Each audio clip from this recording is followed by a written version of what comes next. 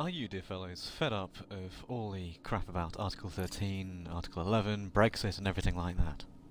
Well, why don't you come with me to where I am at the moment? We're currently in Sikia ZVLC240, or O, whatever it is, on Planet 1A, where I've been mining germanium. And you may be wondering, where am I, why have I been doing that? Well, let's have a look at the galaxy map, and please ignore all of the blue bookmarks, there's far too many of them. So, there you can see Sikia ZVLC240. It's in the abyss, and as you can see it was right next to Beagle Point. If you are looking at it in terms of the rest of the galaxy, we're all the way over there. Humanity is, well, the nearest humanity is around here, and then around here, and then all the way over here. That's 60-odd thousand light years away. If we go to Codex, Odysseus Rogue 9, yeah, I probably should have changed that name when I started my Xbox account. Shut up, I keep on hearing that from people.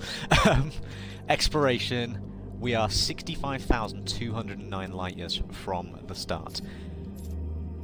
So, first off, we're going to be making that obvious trip. The very, very obvious trip that everybody who counts themselves an explorer has done. It's a bit too obvious, although actually, before we do that, no, after we do that, we're going to go to that other Sikia. But there is actually somewhere else that we're going to go afterwards. How is it going to plot the route? I'm pretty sure it's one jump. My jump range is 67 light years, just over. That's 59. 59.64. So that's below 60. That's below 60 light years. So why is it? I just noticed that on the stream recording of this, it went a little bit dodgy just then. So if you're watching this and it's on the YouTube being dodgy, yeah, apologies for that. I do not know what it's doing. My internet has not been very good the past few days. Right, yes, it's finally route plotted a single jump. Now we've got... Again, it's put pips to weapons, taking them off engines. Why does it keep on doing that? FDev, please. Please fix. I feel like the geological activity that we looked at down here. I kind of mind it all out there when I don't really try it again. That's a nice big mountain, actually. It really is quite nice. Significant.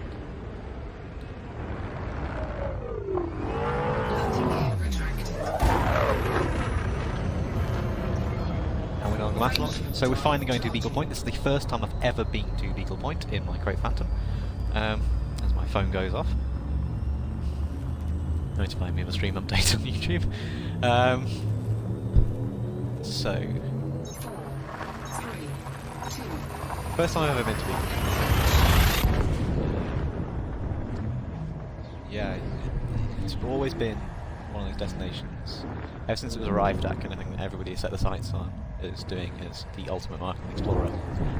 That's no longer the case though. It's the most obvious one, because it has a name. But it's no longer the furthest out that's been achieved. It's easier to plot for though, because it has a nice easy name to go for, and you can say Beagle Point, everyone knows what you're talking about. We'll go to this bit here. We'll lock the destination, although I am going to FSS scan everything. Get to about 1 season. We're away from the star, so we're no longer just looking at the star. Meanwhile, let's look back at the galaxy, shall we? Jeez. We are way outside. There's virtually no stars, really, that we can see between us and the big belt, because everything is just so far away it all gets resolved into one. So let's scan this. There's not going to be anything really that valuable in terms of scanning here, because it's all just isomatical content. It's all been mapped, because everybody comes here, you know. I think somebody got here in, what, a couple of days when the Crate 2 was announced?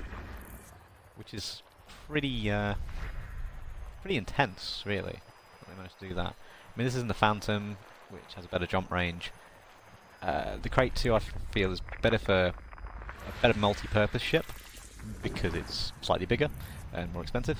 The Phantom is the budget model, which is actually much, much better for jump range. But it does come with the downside that you can't fit a fighter bay in it like you can with the Crate Mark II. The Crate Mark II allows a fighter bay, and if you want to go exploring and canyon racing and stuff like that, don't want to risk your main ship, then take the Mark II. But it's entirely personal preference. Some pretty looking patterns on those planets though. I believe one of these planets has actually got a proper name. Darwin's Legacy, if I remember rightly. System scan complete. Yeah, I thought one of them got named Darwin's Legacy. Never mind, we'll go over here. Now, I mentioned that there's a place further out than Beagle Point. There is somewhere even more remote, however, it only really became available... Well, you need engineering to be able to get there. And not only that, but I believe the range actually is further than a Jumperconda can make. So Jumperconda has the record for the longest jump in the game. I've theory-crafted some on Coriolis. The numbers aren't always quite right. To about 80 light years per jump. Standard ones are like mid-70s for big ones. What I did to get the 80 odd was strip the fuel tank down to the smallest, which means that by the time you jump you have to refuel at every star, and you can't even do a neutron boost on it because you'd empty your tank completely and you wouldn't be getting fuel. So it's kind of silly.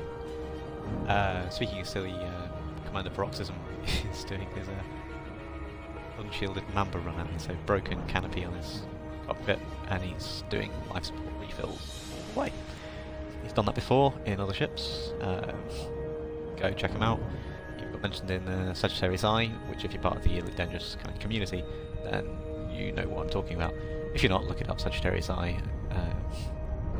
It's quite interesting to read. They do some interesting articles in the game. They've covered Distant Worlds 2 a fair bit as well. I believe Oxy even caught some other games media attention for what he was doing. Now this is my first time at Beagle Point. I'm not going to be spending too much time here. I just wanted to gloat and point it out. I generally think it's an achievement for coming out here as well, actually, on Xbox. Yeah, I am an achievement. That's partly why I've come out here. And I got all the engineers over at Colonial up to grade 5. Why the fuck are there other ships here? Sorry. I wish I had weapons. My god, do I wish I had weapons.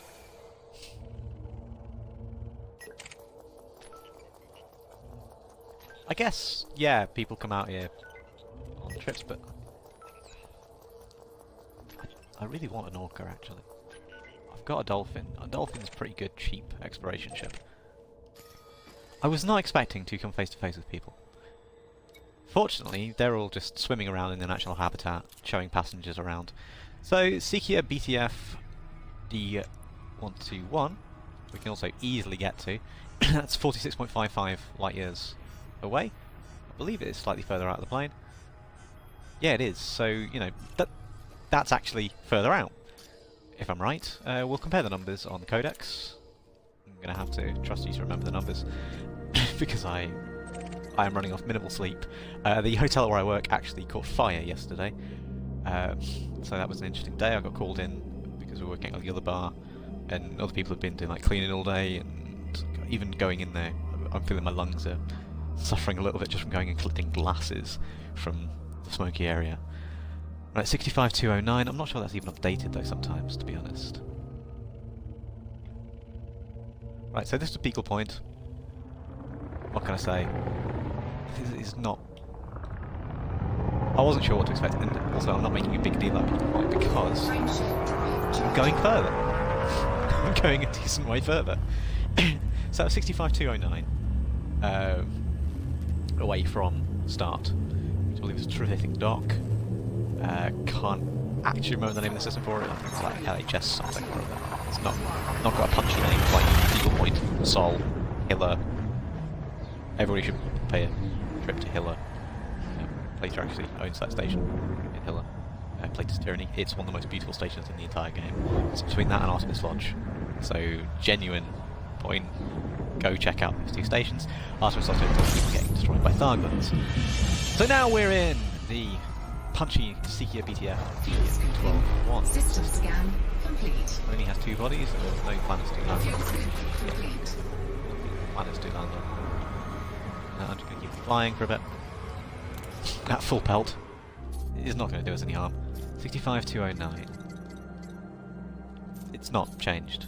I'm pretty sure it doesn't update that quick. It's kind of a shame. we been here before? Yeah, Eramis. Git. Right.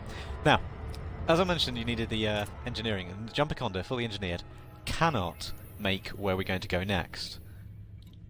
Because, yeah, there's no stars in between.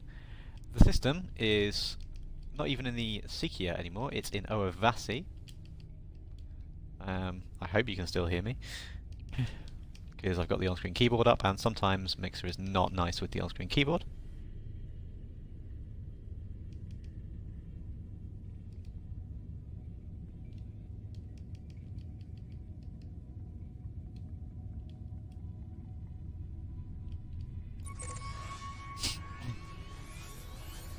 Here we have Oavasi SGYD0.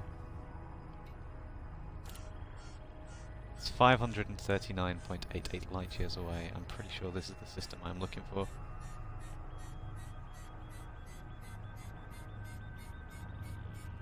Colloquially known as Semester's Beacon or Isham's Reach, is one of the most remote discovered star systems in the Milky Way galaxy. Route plotting failed because I forgot to put on the FSD boost.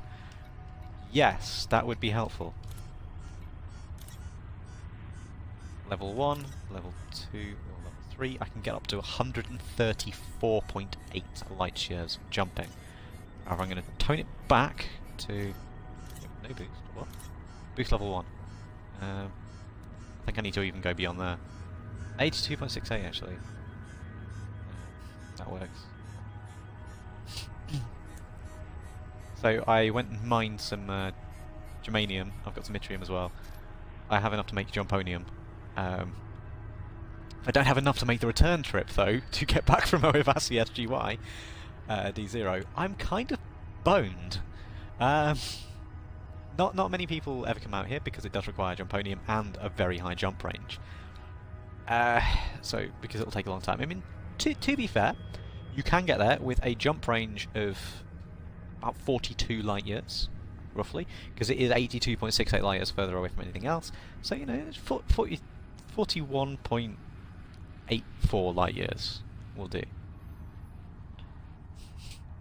But, yeah, it may take a little while to replot this.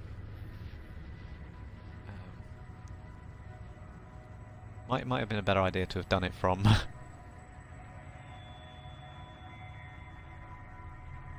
Why is it stuck on replotting? Might have been a better idea to do it from Beagle, to be fair. Where are there even other stars around here? I genuinely cannot see any. Oh, whoops. I just undid all that again, didn't I? Shit. Oh right, it's replotting again. This might take a little while. Yeah, so this is currently the most... Oh, it's got it. Has it got it? Is it replotted? No, it hasn't fucking... That bookmark over there is completely unreachable at the moment. I really do hope that someday we get something... like a ridiculous explorer ship. It's just constantly failing. Right, level 2? 3.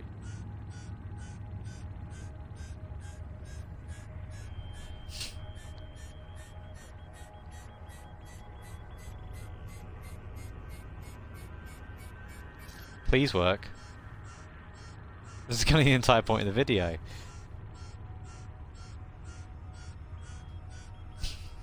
I only have 9 available maximum jumponiums as well. Why is it not working?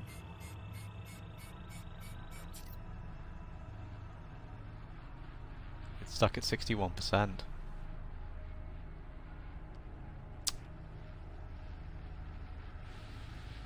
Fuck.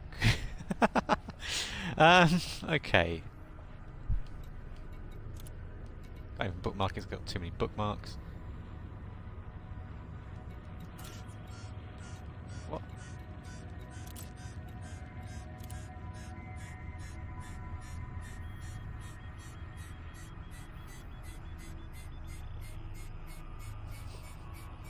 This isn't going well. Maybe if I put all types of stars on. Move the filter.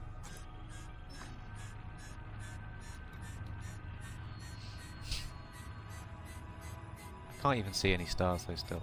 See, this is showing why this is such a difficult place to reach. That and the fact that it just keeps on breaking at 61%. Why you do this to me? Maximum distance exceeded.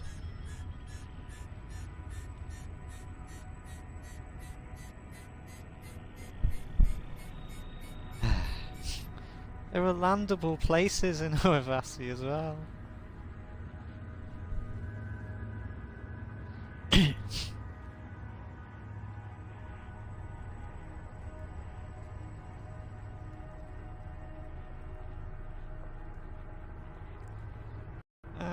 This is not going well. You can tell I do these live, can't you? You know, completely unplanned. That and the fact that it's on frickin' Mixer. Okay, so I've actually found an EDSM.net route plot to Isham's Reach, Oavasi. The person who made this had a Diamondback Explorer, A-grade FSD, engineered, modified for a fully laden jump range of 39.4 light years. That's bit old. Right, so they're going from Beagle Point. In order to make the 82.68 light year jump, I had to deplete enough fuel to achieve a pre-injection jump range of 41.35. So I kind of worked that out earlier on, anyway. So we're going to have to do it in stages. I apologise for the absolute chaos there. This is upsetting me a little bit, because it means more typing.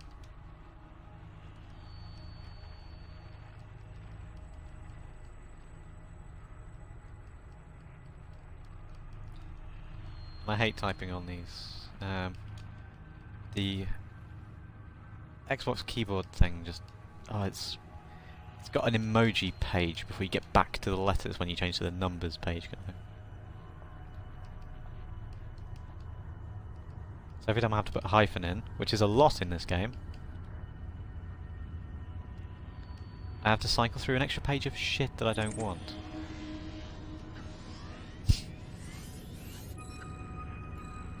That's 500 light years away as well. But apparently that one shouldn't be too bad. Yeah, there are a few grade 3 injections they needed. I won't, because my jump range dramatically outseeds theirs. It's practically double theirs for fully laden jump range. I mean, yeah, you can't get much better than my Phantom jump range. Now this is going to take a little while, unfortunately. This is I didn't plan this very well, did I? So we actually have to go back through Beagle Point. That looks so pretty though, that. Framesheet drive charging. Yeah, I just want to get out of this mess at the moment. Now, they've discovered some of the things on this way. I don't know how many of these things will have been mapped. So if you find anything cool, we're going to map it. And then I'm going to put the video up, probably try to actually get to Oavasi, because I'm giving up hope on actually doing this in a short amount of time. It's been 20 minutes of me screwing around already. So, we are trying to go from what was the furthest accessible part of the galaxy to the furthest accessible part of the galaxy in a Crate Phantom. And you want to know why I chose the Crate Phantom over anything else? I mean, the Aspie was my first explorer ship, then I went with the DBX because it was had a slightly longer jump range, but I didn't really do that much with that. I jumped around the bubble quite a lot. You know, why did I even bother scanning that? We've been here a minute ago. Jumped around the bubble quite a lot, did my Guardian grind in it. And then I built this Crate Phantom and fully engineered every single part of it. So with the Aspie and the DBX, I mean the Aspie I started using before I had Horizons. DBX is like a Horizons thing for me. I built it up, but I didn't do everything. On this I've done everything. Absolutely everything. I mean, the power distributor is only grade 4, but that doesn't make any difference if I go up to grade 5. I just wanted a couple of rolls in it, and enough to be able to put the lightweight, or the stripped down experimental mod on it. So we've obviously got maxed out frameshift drive. We've got maxed out the Guardian booster in it as well from that. I use my DBX to go around getting the Guardian FSD booster, and I sort of strip things away a little bit from the ship to put them in. I've even got one in my AX Hunter ship at the moment, which allows it quite a nice jump range. I can actually get to and from all the AX conflict zones pretty easy.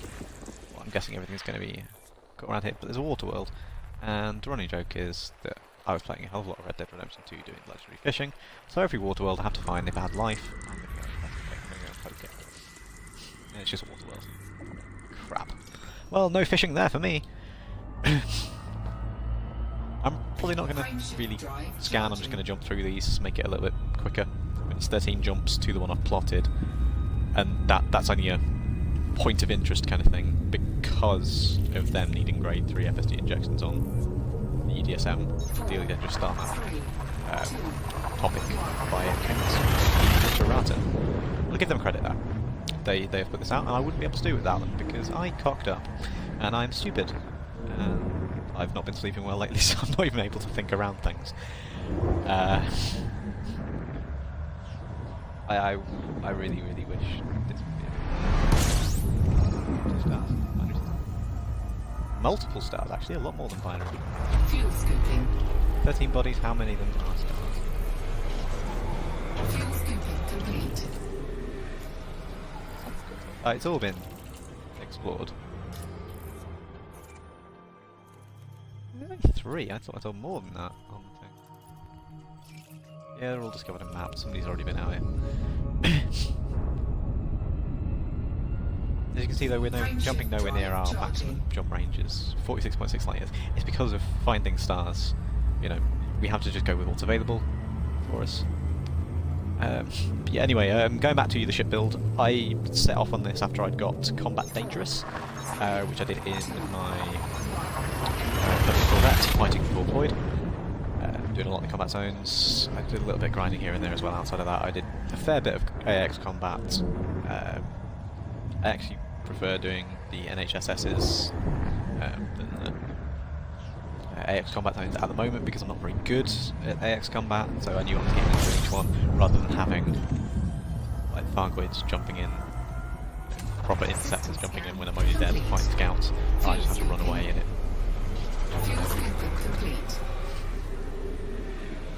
And I guess the travelling between the NHSSs took ages, but you know, with them I was guaranteed to get every kill because it was just me on my own against like four scouts, rather than me and a bunch of NPCs who are going to somehow manage to kill off all of them, or they're just going to fly away when the intercept gets in, or I just get chased out by the interceptor too early.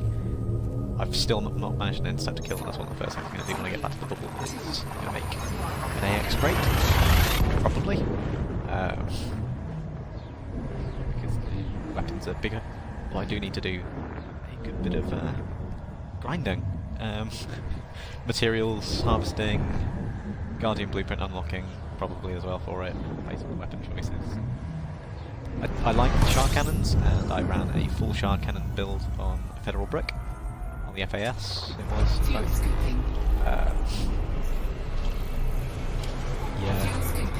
Yeah, the FAS, I never managed to get one-on-one with an interceptor. So I kind of changed it all up for AX, multi-turreted, to go around killing the scouts in the CZs. I took a bit less caustic damage that way because I'm not shooting them from point blank. Never mind. I just saw the whole thing where people were flying up to Cyclopses and just blasting them with shards. It's quite good. You know, quite fun, quite easy. And I never found an opportunity to do it.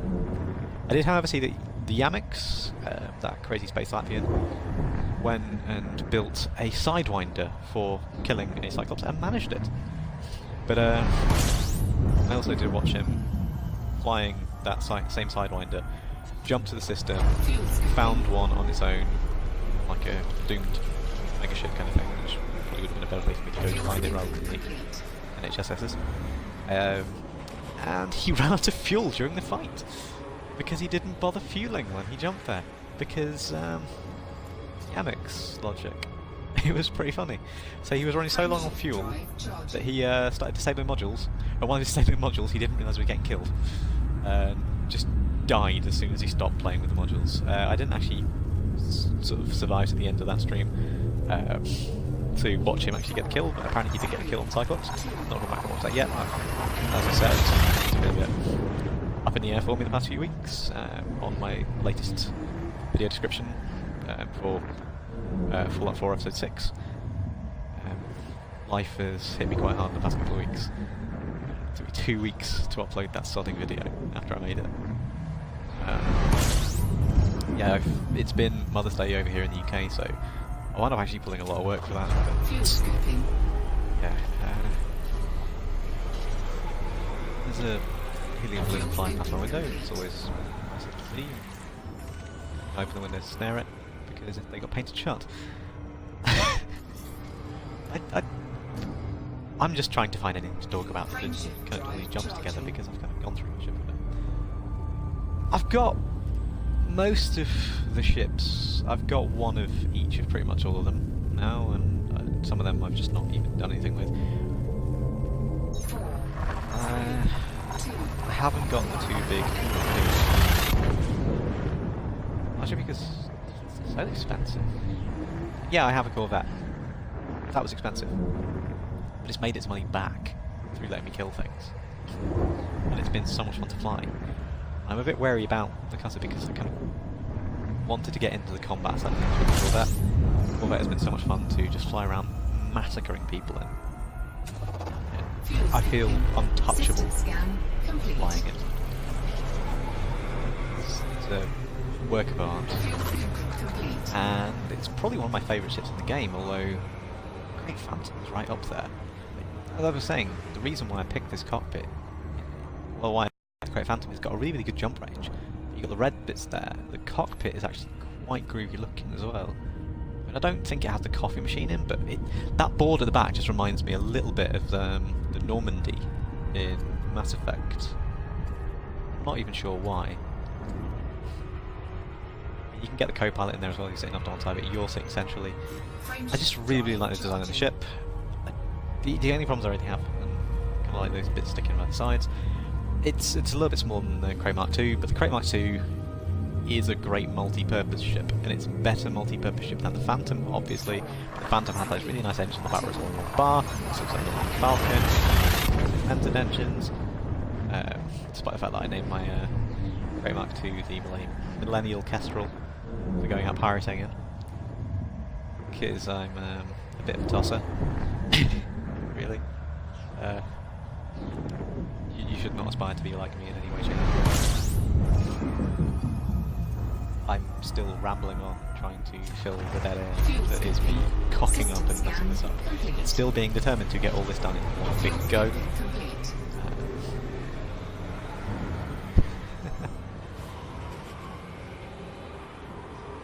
One thing I can actually talk about though is this weekend my PhD thesis is no longer under embargo for publication. So Saturday the 6th of April, my PhD thesis becomes available to read for the general public. You no longer have to request it through me and the people who sponsored me.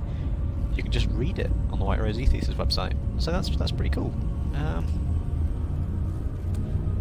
I'm excited that people might be able to read it, and I'm hoping that I'll get contacted by my old supervisors. They may as well write some papers off it now and get something else out of it, because I was never allowed to publish any papers because of publication embargoes and the secrecy of being industrially sponsored and things like that.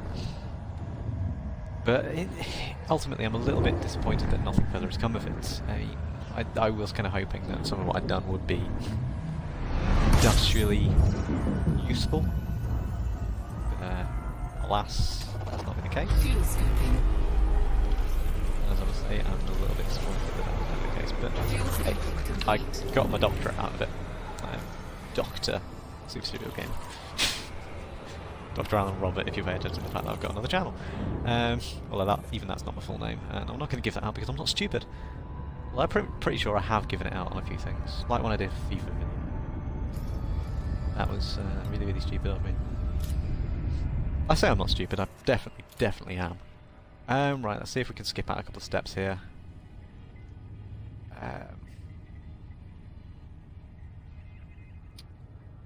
gonna go for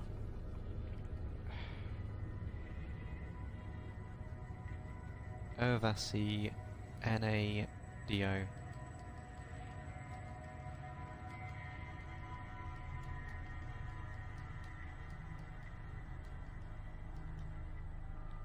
NAADO.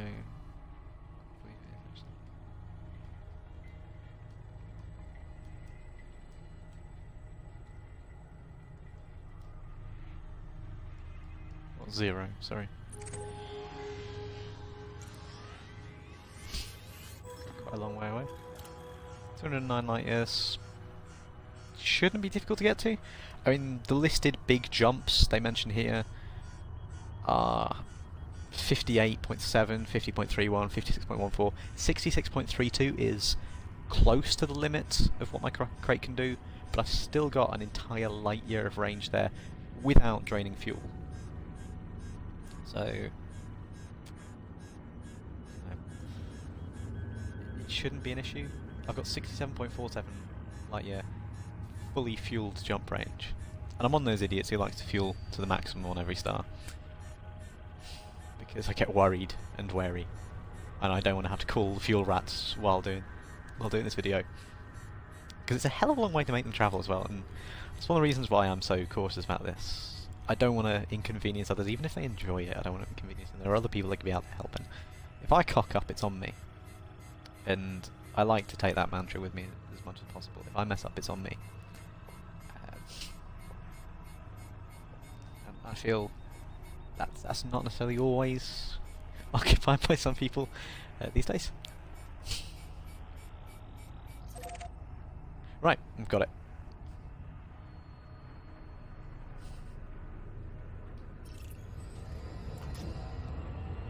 Right. So the big jump isn't even the last jump, to be honest. It's bridging sections. We're only going to need grade 1 injection. I've not really synthesized much. There's an achievement called Chemist, and it's for synthesizing things. I've barely synthesized anything. I synthesized some lipids. I synthesized some SRV fuel or ammunition a couple of times. I think I may have inadvertently synthesized some life support at one point. That's about it.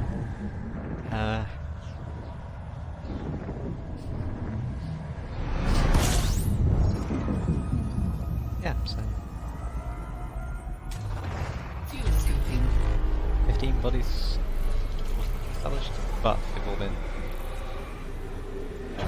actively discovered at the very least. And if it's not a new discovery, I'm not really that interested at the moment. I just want to get there, and then when I get there, I can finish this video, which has not gone well, and I can turn back around and go home. Because I want to be able to do things other than just explore. There are some other places I want to go on the way back. I want to check out Explorer's Anchorage, because that's been built in the time I've been out here. That was built while I was going between Colonia and Beagle. I visited a black hole on the way though between, which was undiscovered. I also want to visit the Black System, which I believe is 3 black holes. Triax. I want to go above the plane of the galaxy as well, where I know that Distant World's been to. Well, above or below, I don't really mind which I go to. I just want to go to one of them, so I can view all of creation underneath me, kind of thing. Like all of the game's creation, all of creation's entire frickin' universe. The galaxy is big enough. Fuel scooping. Fuel scooping complete. Too far away? We're getting to the point right before the big jump. So, Ovasi NAA D0 goes to Ovasi RGY D0, which is the big jump, and then it's a fairly big jump to SGY D0. Frameshift drive Not too bad. So we've got 6 jumps to get to NAADO. Then we're going to RGYDO, well, 0, not O. Why do I keep on saying O? NAAD0 to RGYD0 is the big jump, 82.68 light years. Then it's a 50.1 light year jump to our final destination. And then I've got to turn back around and do it all over again, all the way back. Got to find a suitable waypoint 20,000 light years away. But I should probably leave RGYD0 so that I can actually route map again. You know, get back past that point, because otherwise, you know, back to NA80. Fuel scooping. Get back there. System scan. Otherwise I can't route map. complete. Fuel It's scooping big. complete. I'll need a couple of. Grade 1 does it actually, doesn't it? Just, I believe. I'll get out of the. Get out of the fuel scoop. I don't want to overheat. Frameshift drive charging. If you have any suggestions for good AX ships as well, you know, I'm tempted to give it a try in the Sidewinder because then the rebuy is really, really cheap. But I will have a lot of rebuys. I'm not a good combat pilot. I'm not even a pilot. I'm not good at this game. I play it not because I want to be good at it. I play it because I enjoy it. I find it relaxing. I think it's incredibly beautiful. I find it very, very interesting, and there's a cool community around it. And I'm going to throw out a massive props to Commander Plater, who is probably my favourite YouTuber anyway, even before this story. But I've been feeling quite troubled, I put it. I was over at Discord, and then everything flared up for me for the week. And I kind of like purged most of my social media kind of things, all my Discord servers and stuff like that. And out of the blue, I got a message from him asking if I was all right, saying his door's always open. Frameshift drive charging. I was starting to feel better at that point anyway, but you know, I wouldn't have expected that from somebody who's having so many difficulties of his own. After I'm recording this tomorrow, Plater's going back to see the doctor for another scan. Cancer, he's had a bit of a holiday from the chemo. You know, 6 weeks off. So we did the meet-up down in London, down in Tower Hill. He's been on holiday to Cape Verde, which he definitely deserved. Yeah, so, you know, I'm hoping that everything comes up all good for these days, that they realise they've cocked up again and that you're going to be absolutely fine, because it's better thinking about otherwise, mate. Plus, I did make you play Beat Saber with a cat tail in your avatar.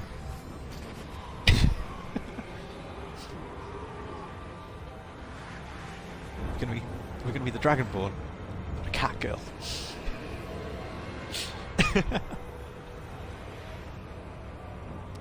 Since my thesis, I might actually schedule this to after Saturday so I can talk a bit about what was my thesis. I worked in liquid crystals for a significant proportion of time for my PhD. It started in 2012, October the 1st, I think it was, which is the way it worked out. So, and then I graduated my PhD in July 2017. That's a long time. Finished in the lab, financially finished in the lab, April 2016, but I had a few bits left to do, so I had to do it out of my own pocket at that point. Just because things haven't always gone smoothly. They never do. But I'd have to say, that time between when I should have finished and when I actually did finish in the lab, it was some of the most accomplished I've ever felt in my life. Sometimes I was pulling 20-hour days working on it. I'd do all the work in the lab and stuff like that, and then I'd be in the office working everything out, getting the details. And hey, if anybody else was around, I'd get them to stick around to make sure that I could go back in the lab for health and safety reasons. I couldn't just go in there on my own. That was always one of the rules. But yeah, it was incredible. So what I worked on was liquid crystals for touchscreens and smart window displays. So the idea of a conductive ionic polymer liquid. I really meshed a lot of things together. But they weren't necessarily used for switching the display themselves. You know, that wasn't always necessarily going to be the way it would work, because polymers are rigid. But I worked on the liquid crystal part as being a pendant group, didn't know how best we could get it together. But if you think back to the very, very early days of laptops, where you can see absolutely sod all if you look from the side.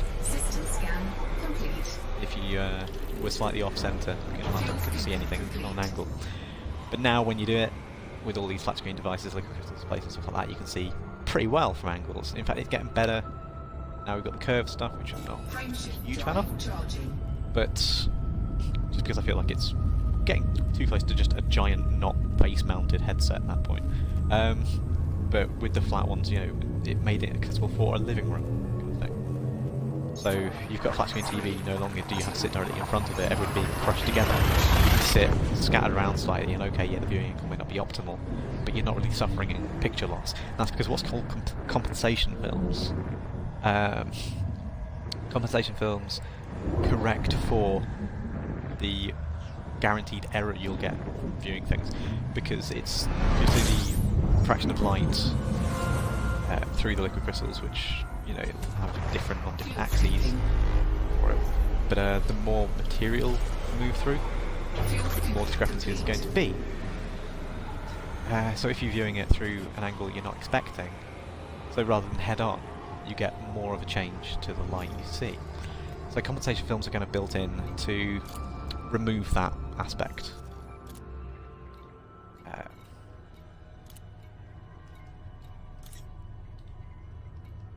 What did I do there? Yeah, so compensation films are there to correct for the necessary failure, effectively. The big drawback of the brilliant systems of liquid crystals. And I'm going to say they're brilliant because liquid crystals have changed so much in everyday life. You wouldn't be able to have anything like your current modern life without liquid crystals. I'm not exaggerating in any way, shape or form. You genuinely wouldn't. Mobile phone, how would you wear that without modern liquid crystals? I mean, you could have it like the old calculator display, but they are liquid crystals. And I actually met the man who came up with that, Professor Peter Rains. Actually worked with him. Very, very interesting, very cool guy. But yeah, liquid crystals have changed modern life so much. That's one of the reasons why I really wanted to get into the work I did. Another reason though was the professor who offered the position, Professor John Goodby. He was one of my undergraduate tutors, because we were sort of college branched kind of thing, and started with in Langwith, which was the college I lived in, and then because one of the colleges moved off campus onto a separate campus, and it all got mixed up a bit, should we say. They changed the designation of the college I was in, but that didn't make any difference. So, yeah, he was offering the position. Interesting, fascinating man, very, very cool guy, very inspirational. And I had a bit of a habit for puzzles as well, which is another reason why he and I got on. Frameshift drive charging.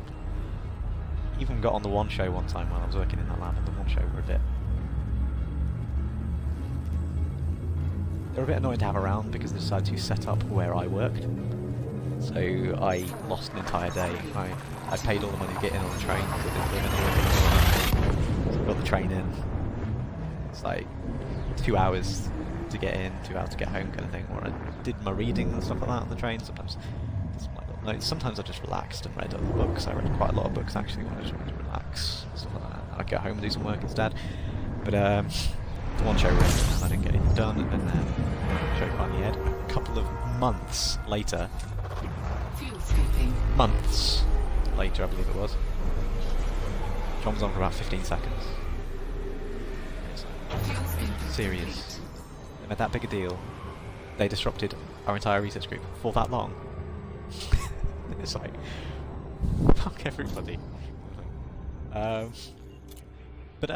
with where I'm working at the moment, we've actually had some people in at the hotel. I don't exactly know why, but they've been from the BBC. Last summer we had people in from my TV. They were doing an animal training thing where they actually tried to contact me at one point as well, as an independent, to get me on an episode of it because of Lizzie's mum's dad's dog, Luca, who is an idiot. Because I put O, didn't I? Yeah, I've been chatting to one of the trainers just casually when he'd come down. He was sat at the bar having a drink. So we've been having a short chat, and I mentioned, oh yeah, just jokingly, don't suppose you know how to sort out a really, really stupid dog, do you? And so their agents tried to contact me, which is interesting. They left a message for me through the hotel. Tried to get me to ring a number, but unfortunately the number that I got given was written down wrong, and it was wrong, and it called some poor guy down in like Dorset or somewhere like that on his mobile. So I rang him by accident, left a message, clearly asking about like TV appearance and stuff like that. You know, just to say like I'm not doing it, but thanks for contacting me. When I get a phone call back from this confused guy the next day, it's like, yeah, I think it was a wrong number there, mate, from my part. You know, it's definitely not a wrong number for you, because I think it's a wrong number from me. We've had the BBC in at the hotel over Mother's Day weekend. I think they're still there at the moment. Which means that like a few interesting individuals were in the hotel. Got to meet Michael Burke, the newsreader.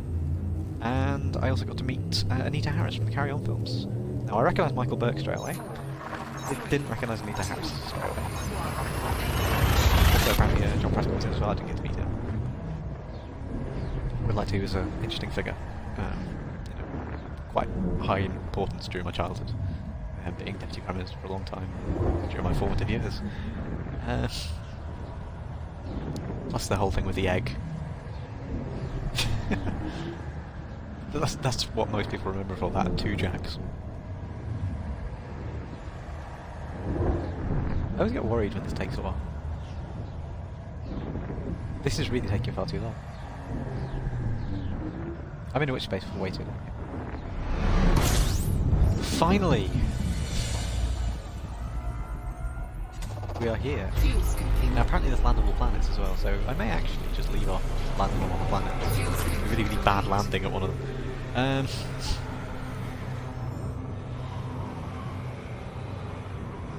know somebody has managed to calculate an anaconda that can do it without injection. So, cool, good for them. Won't be useful for much. God, these planets are a fucking long way out.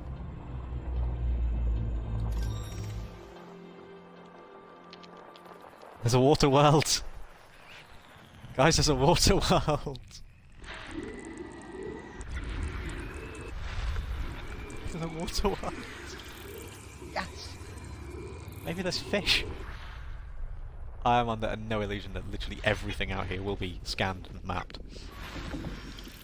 Because it's the ultimate end goal. There's nowhere else to go out here.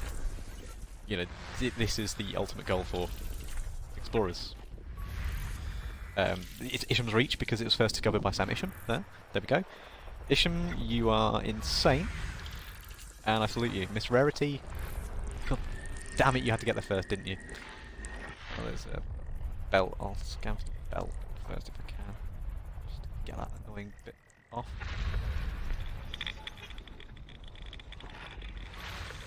Oh, that's a rich body. I get the belt instead. Kind of messed up my own scan here, haven't we? Can I get rid of the belt? Maybe it's around the primary star though. Very much the secondary star. 23 bodies though. Oh no, it is around the secondary star as well. There we go.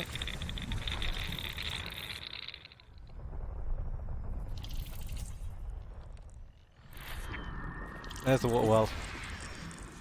Does it have life? Does it have life? Does it have life? Does it have life? When we're catching up on those other bits. It's just a water world. It's pretty colour though. Nice.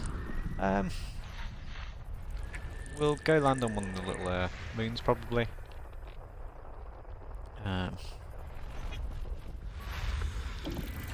Hopefully some of them have interesting geological features. That's pretty colour. We'll have a look for volcanism and things like that. And then we can finish off by just staring at something erupting for a little bit. I think that would be a nice end. Close. That's a nice ring. It's a big ring. 6 more to find.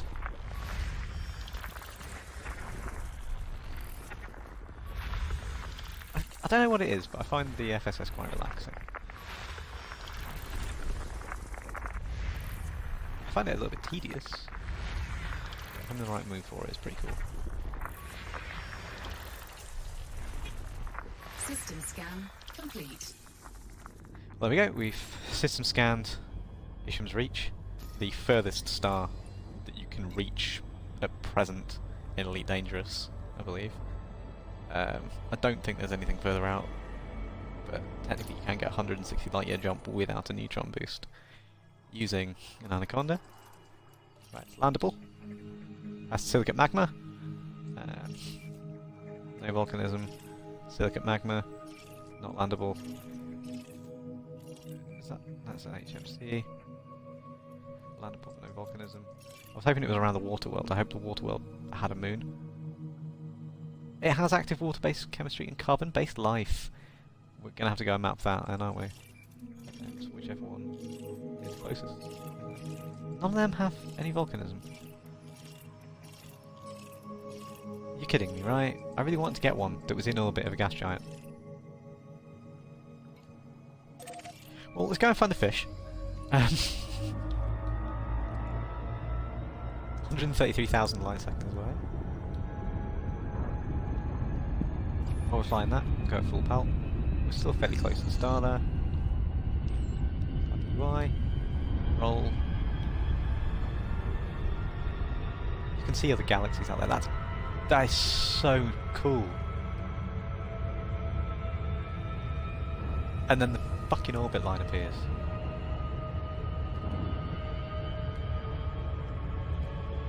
Not like that I'm on OneDrive, I want it as a wallpaper on my laptop. Yeah, you can see the entire galaxy pretty much spreading out behind you. There's nothing else. Everything that has been visited is that way, in that direction somewhere. And that's just amazing to me. So then the next goal is to go outside the plane of the galaxy. So we're kind of on the plane. Get the gal map up. I've bookmarked a few that are around there. You know, heading up or down, kind of thing. That's, yeah, so there we go. There's a few going up and down there. Up mainly. Should probably go down. I think it's Tra X I'm wanting to go to. Well, that might not be the black system, I'm confused. I do get confused quite a lot. We'll go back to the Great Annihilator since the change to black holes have been implemented. That was a beautiful trip. Sag A I detagged as a bookmark because it's nice and easy to find. I think I detagged it as a bookmark. We're coming up to the hour mark now. After all that cock up at the start, this is a lot plainer sailing since then, isn't it? This was supposed to be a 10-minute video.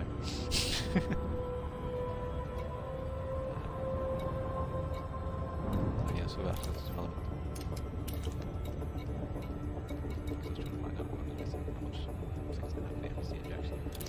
I've got 11 more injections available to get back, so that's no problem. Yeah, so.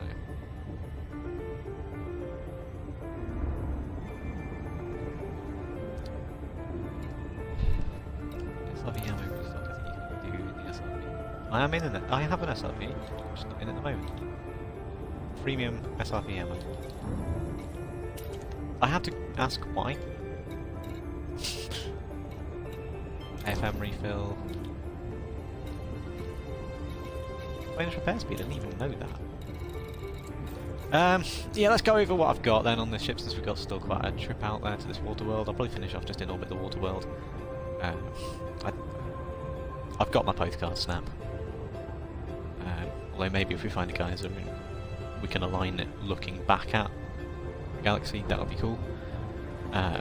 So we've got thrusters. We have Grade 5 dirty drive stripped down with the most important part. They're slightly small thrusters, so dirty drive as well is fairly important because it enables you to get off planets slightly higher gravities. You can get off if you don't have enough power out your thrusters, and you're just going to get sucked back down and killed. You can't fight away from getting sucked off the surface too hard. We've got the Guardian Traction drive booster. There's no engineering possible for that. I could have engineered the AFM news, but I didn't. Because there's no point, it actually would have increased weight. We've got the shield generator, I believe we've got enhanced low power, grade 5 and stripped down, so we've got them running a bit smaller, so it gives more power out of it, and enhanced low power is a bit more efficient, so it keeps the temperature down, I believe. They're not as strong as they could have been, but still, it's all I need. I'm not going into combat in this ship, I'm landing on things. I did manage to wreck my hull quite badly on the initial trip over, but I survived. Strip down means that we make it lighter again, so that again increases jump range. Fuel scoop you can just get armoured, increasing integrity, plenty of you can't do anything with. Frame shift drive is definitely the most important one. Increased FSD range, grade 5 mass manager, because it's a heavy ship rather than, well, it's not a heavy ship, but it's not a light ship. And if it's a light ship kind of thing, you know, like a Sidewinder, then maybe you could go with a deep charge. But when you get beyond a certain point, it tips, and mass manager becomes better. That's going to have been the thing as well. It's taken the brunt of damage this trip, really, in terms of marginal health, because of neutron boosting to speed things up. Cargo hatch, I've had that open to collect things I've found. I don't even know why it's not on. Life support. This heavyweight grade 4. It's the best I can do. It's D-rated, so we get it as light as possible. Power distributor. Again, as I said, it's grade 4 engine focused. Strip down was the more important part. Strip down meant we got more range out of it. Sensors, D-rated lightweight scanner. Don't really need them. Don't care. Just want them to be light. That you have to have them, and you have to have them to set sides. Why have I got both of these on as well? But they are lightweight. I have two just so get in real trouble. I could take one off, but hey, lightweight reduces their weight ridiculous amounts. It's better to have two of them than have one with bigger capacity. Power plant, go 5 overcharge so I can have a smaller one, and then strip down so I save a lot of mass. Diesel surface scanner, I went with expanded probe scanning radius grade 5, it doesn't change the weight because it's weightless, and it meant that it just allowed me to scan things a lot quicker. Daily scanners, composition scanner, discovery scanner, they're all mandatory, you don't do anything. As far as hull went, I don't think I even bothered engineering for heavy duty deep plate or whatever it is that you can get on the standard armour. I just couldn't be bothered, it was taking long enough anyway. I mean, I know it doesn't add any weight because 100% increase to 0 is still 0.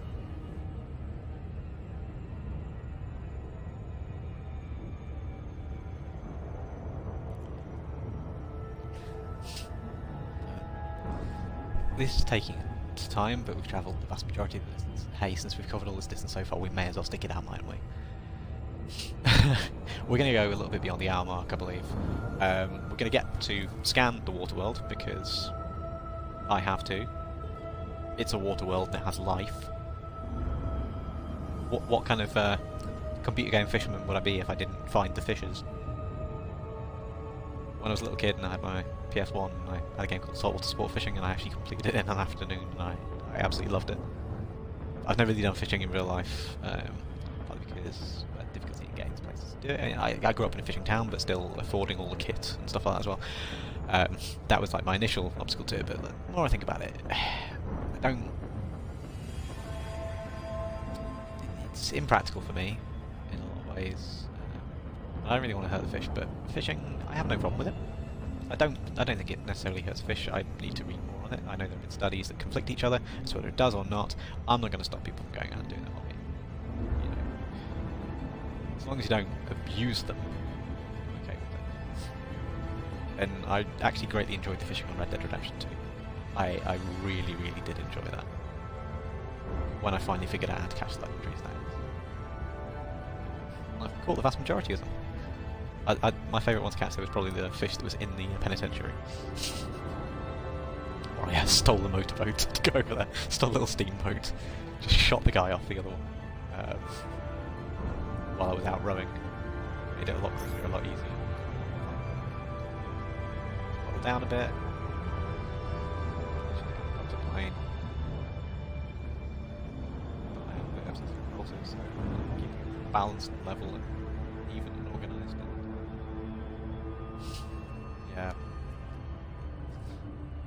I'm annoying like that.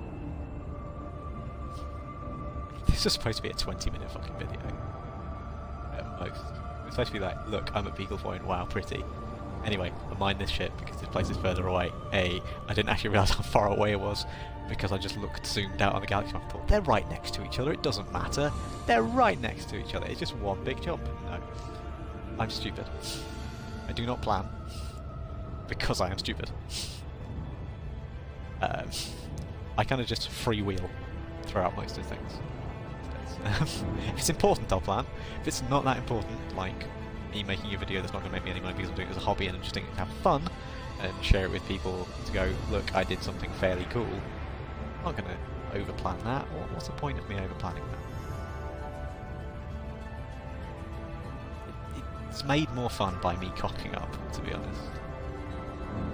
If it's just like going, oh look, here I am at Beagle Point, no, snark. So many people have gone to Beagle Point, it makes no difference. Does it really matter that I made a video, ooh look, I went to Beagle Point, and nobody would care. Even my friends wouldn't care. Even people who are interested in me playing this game wouldn't care.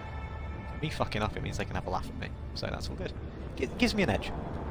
You know, like, you've got people like Plater, who's really, really good with Elite Dangerous. You've got people like Ezegis, who's a fantastic combat pilot. Did all the little tutorial tips and things like that. And it's a great video where he killed the wedding barge. And guide on how to take down Cyclops in a Sidewinder, which Yamix then also did as well. You've got Obsidian Ant doing his like news coverage and detailed looks at things and stuff like that. And then you got me, an absolute moron, who can't do the simplest of things without embarrassing himself. But yeah, that's why this video is going to exist now. It's so much better that I failed miserably, isn't it? We're within 1,000 light seconds though, so that's all good. We're still travelling pretty quick. We're actually gaining speed again because we keep on passing in and out of gravity wells.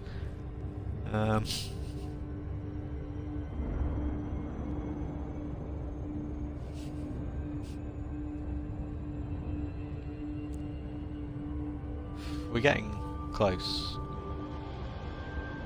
I just wish I got information on the fish. They probably won't be fish, they'll just be like bacteria, algae, things like that. But still, boy can dream. Boy can dream as fish.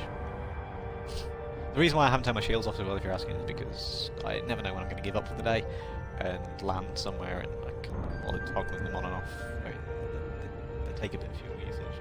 We've turned those two bits off, we've saved 0.06 per hour, and since I fuel obsessively, it's never really a danger, so it doesn't matter to me at all. It really doesn't. Because I'm not very good at the game. But looking forward to getting back into it. AX stuff. I've got 1.4 billion credits, so I don't need to do mining for them, although I might do that anyway. Build cutter for the sake of building a cutter. Might make it an explorer cutter. Then I can just keep pimping. But I think it's got an offset. So let's see. I need to build an amber. Take the frag number. Set probes target.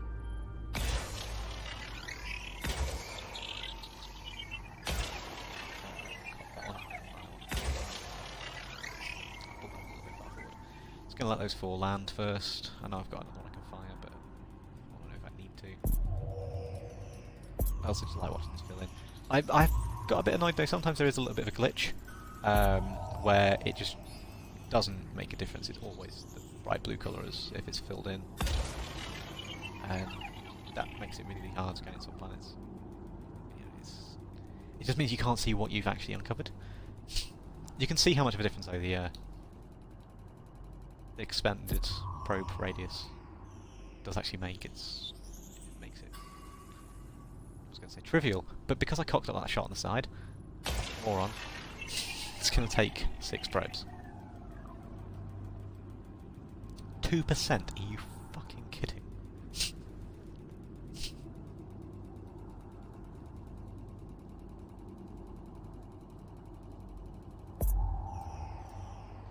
Surface scan complete. Surface scan complete, yes! Thank God.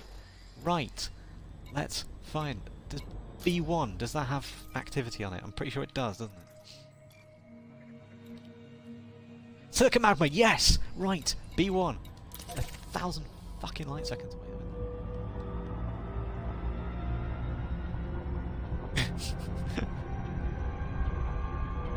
I'm a well-adjusted adult.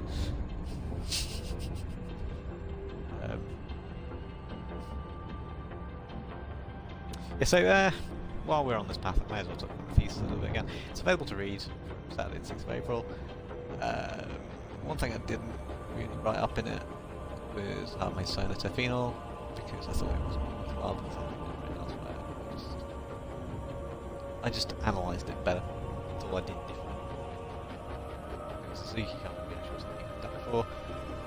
I just actually bothered to resolve which signal was which on the NMR, because I'm not that lazy compared to something. It got published when they just said that, oh yeah, there's somewhere here, in amongst the mess. I'm not going to slight people, because yeah, if you are really, really, really busy, why bother? But then again, it actually only took me about a minute to resolve which was which. It's simple. It's really, really simple. And people didn't bother. And they published it without trying. So...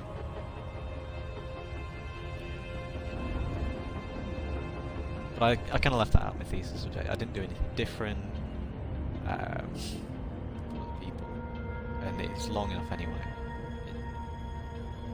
I've not printed a hardback version myself. I've still only got the uncorrected paperback version. The corrected version I've got on numerous hard drives and flash drives and backups and things like that. I really need to go and get it printed. It's not going to be cheap. It wasn't cheap printing the original thing. You know, just the paper, like, soft cover. I do feel it's something I need to do. Just for myself. I mean, the fact that I've not managed to get a job working in chemistry. I keep on saying I mean, and it's really, really annoying me. The fact that I've not managed to get a job working in chemistry in the last 3 years. The fact that I'm working part-time at a hotel is kind of makes me feel like I didn't accomplish anything. But I've got to remember that even if nothing's come of it, I did something. I did something great. There's no other way I'm going to describe it. What I did, not many people do. And it's not because they can't do it, it's because they think they can't do it. For a lot of the time, I was certain I couldn't. Even when I was there doing it. And I found it difficult. For a lot of the time. Not the work, but just doing it, I found difficult. 6 pros. Anyway, fuck up on this one. He says as he... I'd rather get them slightly too far out than too far in. That's because then it's easy to shoot the front surface. I'm just going to shoot the front surface. I like the pretty colours we got with these. I know there's not really much point into me actually mapping these, but I want to, because then I can find where the geological sites are. I did that in 4, didn't I? That's on the near side. I want one on the northern hemisphere if possible. Or is it just tagging anywhere near kind of thing and I need to get closer? We got one at the northern hemisphere, right towards the North Pole. Have we got one? I just want to be able to look at the galaxy. Surface 3. It's fairly north. It's just on the far side of the planet. No, come on, go faster. Speed.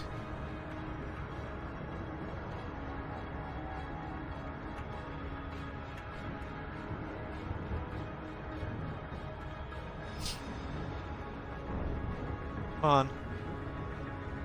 I'm not great at planetary landings, I must admit. I am an embarrassment at orbital flights. I always too far away or too close. Being too steep or too shallow. I'm not good at them.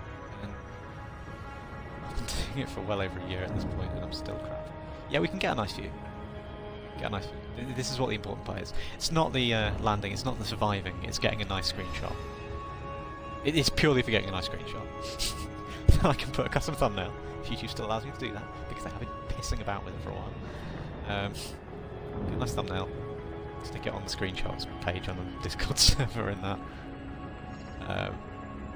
Why does it move?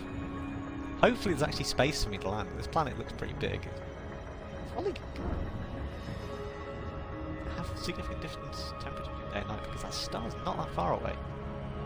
Surely the surface temperature's going to be pretty damn hot. That's why I wanted it right on the North Pole, is so that...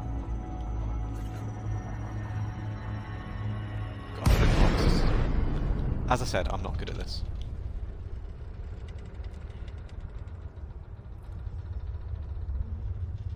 Going at 2.5 kilometers per second. I don't know how long we're going to last on this. I've not done this well. If you've got any little tips on how I can be not shit, no planetary landings, they'd be greatly appreciated.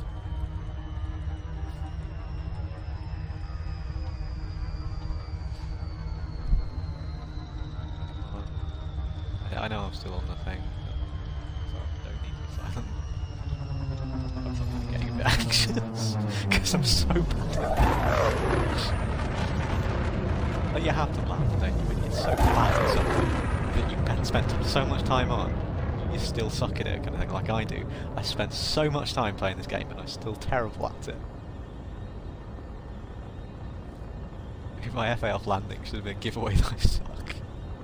Has someone done FA off to what, 56% hull damage by ramming into a light over and over and over again? Where's that marker keep jumping as well? That's beginning to annoy me. Here we go. Sea stuff.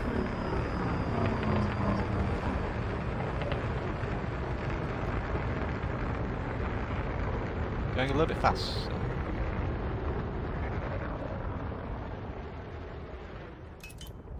Hips to shields. Systems. Because shields. Landing gear deployed. Unseasonable terrain, I never would have guessed. Still coming down. If I can't actually get a decent landing spot, there was a spot, there was a spot.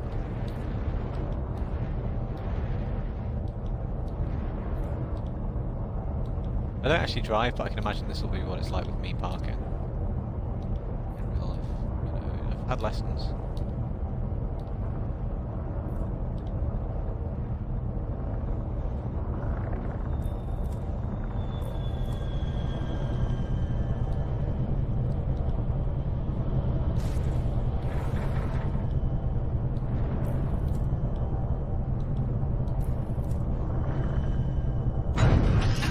Hey, we landed.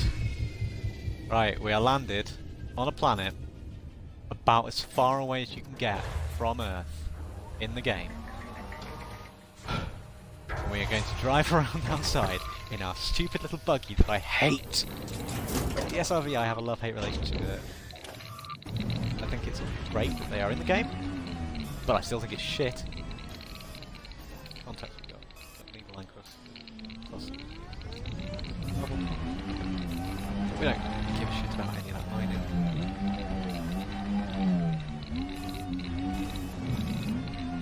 What I want.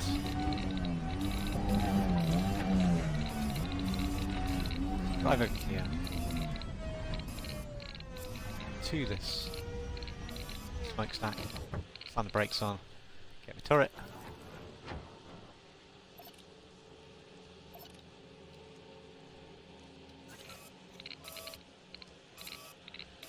I want to change my weapon. Check my fire group. Right, we're in the correct hard mode anyway.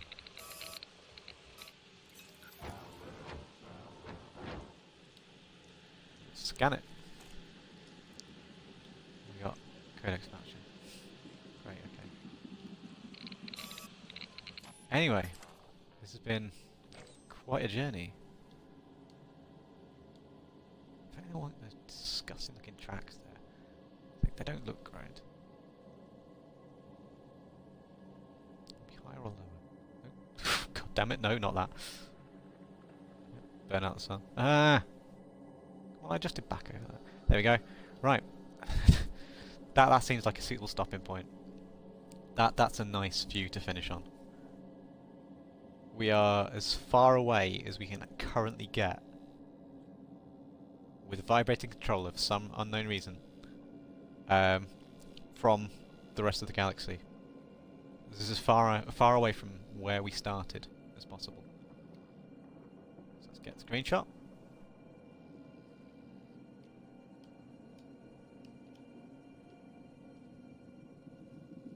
We're buzzing again for some.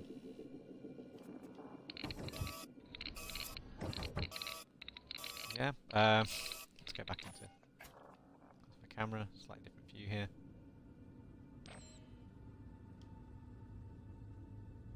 What did I do? I went through the ground again, didn't I?